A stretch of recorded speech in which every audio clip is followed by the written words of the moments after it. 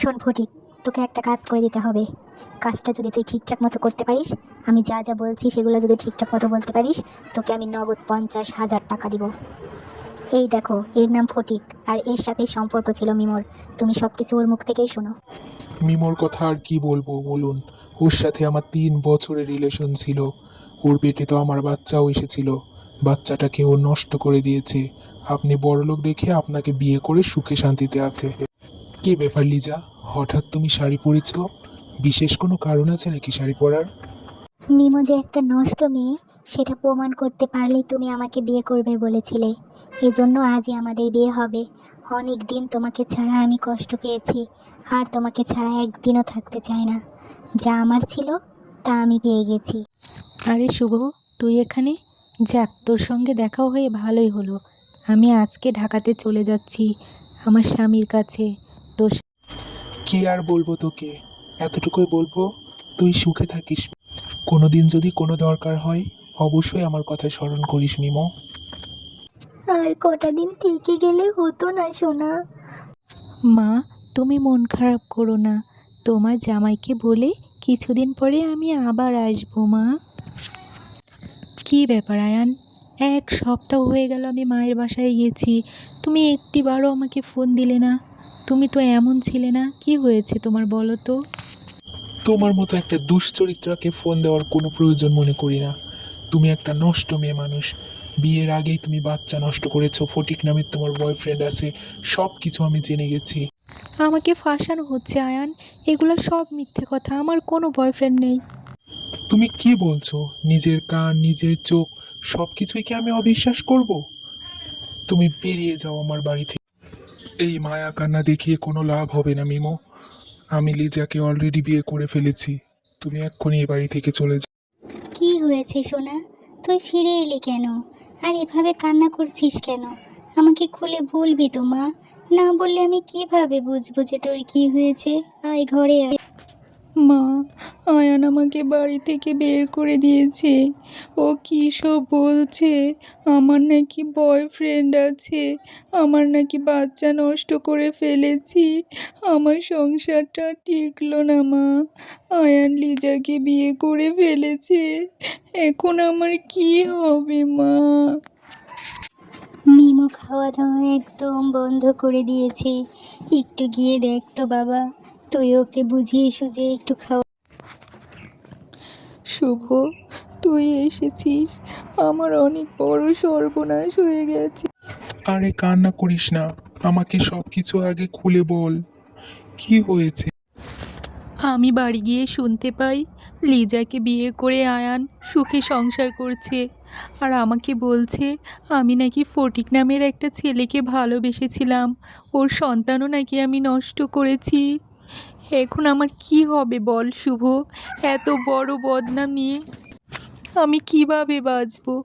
এর থেকে আমার মরে যাওয়াই ভালো। আমি আর বাঁচতে চাই না। আমার আর কিছুই থাকলো না শুভ, কিছু। বোকার মতো কথা বলিস না। তুই যে নির্দোষ এটা আমি প্রমাণ করে ছাড়বো। তুই একদম টেনশন করিস না। শোন রাজু, ফটিক নামে একটা ছেলের বায়োডাটা বের করতে হবে যত দ্রুত সম্ভব। তুই খোঁজ নিয়ে আমাকে জানা। আমি এখন বাড়ি গেলাম। কাজটা কিন্তু খুব দ্রুত হওয়া চাই। ঠিক আছে বন্ধু, একদম টেনশন করিস না। আমি এক্ষুনি সব খোঁজ খবর নিয়ে তোকে জানাচ্ছি। বন্ধু, ফটিক মূলত একটা নেশাখোর ছেলে। টাকার জন্য সব করতে পারে, আর এটারই সুযোগ নিয়েছে লিজা, নিয়ে ওকে ফাঁসিয়েছে।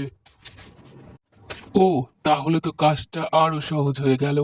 আমি ওকে সেম টোপ দিব, টাকা দিয়ে সব করিয়ে নিব। আরে, আমাকে কেন খুঁজছেন বলুন তো? আমি তোমাকে 2 লক্ষ টাকা দিব, কিন্তু শর্ত একটাই। তুমি যা কিছু বলেছ মিমোর স্বামীর কাছে সব কিছু মিথ্যা, এ কথা তোমাকে স্বীকার করতে হবে।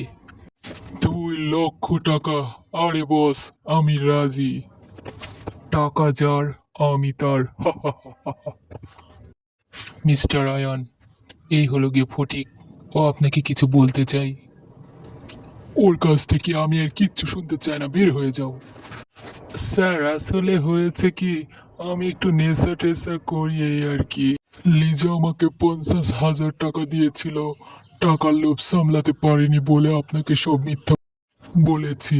আসলে মিমোকে আমি চিনি না, কোনোদিন দেখিও নি। ও দেখতে কেমন আমি সেটাও জানি না। কুত্তার বাচ্চা, তোকে আমি শেষ করে ফেলবো। তারা, তুই আজকেই তোর শেষ দিন। কি হলো আয়ান, মুখটাকে এভাবে বাংলার পাঁচের মতো করে রেখেছো কেন? আমি শপিংয়ে যাব, এক্ষুনি আমাকে শপিংয়ে নিয়ে চলো। আমি সব জেনে গেছি লিজা। তুমি আমার সাথে এরকম প্রতারণা কেন করলে বলো? এক্ষুনি বের হয়ে যাও আমার বাড়ি থেকে। তোমার মুখ আমি আর দেখতে চাই না। আমি এক্ষুনি মিমোর কাছে যাব, ওর পায়ে ধরে ক্ষমা চেয়ে ওকে আমি নিয়ে আসব। তোমার মতো একটা মিথ্যাবাদী মেয়ের সঙ্গে আমি আর একটা মুহূর্তেও থাকতে চাই না। ও আয়ান, সত্যি তুমিও না। আমি মিমোর মতো অত বোকা নই, বুঝলে? আমি যে তোমার সাথে তেলমোহরে 1 কোটি টাকা করেছি, সেটা তোমাকে দিয়ে তবে এই বাড়ি থেকে আমাকে বের করতে হবে, বুঝেছো তুমি? তার আগে নয়। তুমি এখন আবার কেন এসেছো আমার কাছে? আমাকে ক্ষমা করে দাও মিমো। আমার এখন আর কিচ্ছু করার উপায় নেই তোমার কাছে ক্ষমা চাওয়া ছাড়া। এখন এসব কথা বলে আর কি হবে আয়ান? যা হবার তা তো হয়েই গেছে। তুমি লিজাকে নিয়ে সুখে শান্তিতে থাকো। আমি তোমাদের মধ্যে কখনো আসবো না। চলে যাও তুমি। লিজা আমার অনেক বড় ক্ষতি করে দিয়েছে। 1 কোটি টাকা তেলমোহর করেছে। আমি চাইলেও ওকে আর ছাড়তে পারবো না মিমো। কি রে মিমো, তুই এখানে বসে আছিস? আমি সব জায়গায় তোকে খুঁজে বেড়াচ্ছি। আর এভাবে শাকচুন্নির মতো কান্না করছিস কেন বসে বসে? শুভ, তুই আমার সঙ্গে এখনো মজা করছিস? আমার জীবনটা এরকম এলোমেলো হয়ে গেল। সরি মহারানী, আমাকে ক্ষমা করে দিন। আমি আপনাকে আর বিরক্ত করব না। আপনি কি আমার বউ হবেন? অনেক দিন ধরে ইচ্ছা, আপনাকে আমার বউ বানাবো। প্লিজ আমাকে না বলবেন না। আমরা দুজন মিলে সুখে শান্তিতে সংসার করব। ছোটবেলা থেকেই আমি তোকে ভালোবাসি মিমো, কখনো বলতে পারিনি। তুই প্লিজ আমাকে না করিস না। I love you Mimo, I love you. এটা আমি করতে পারবো না শুভ।